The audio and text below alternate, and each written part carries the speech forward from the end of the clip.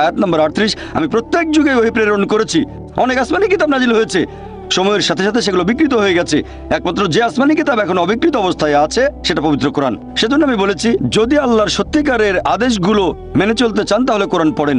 আর আপনি যদি হিন্দু হন, জিজ্ঞেস করতে পারেন এটা কিভাবে প্রমাণ করবেন। সেজন্য আমার লেকচার শুনবেন, অনুষ্ঠিত হবে 18 জানুয়ারি রবিবার, similarities between Hinduism and Islam.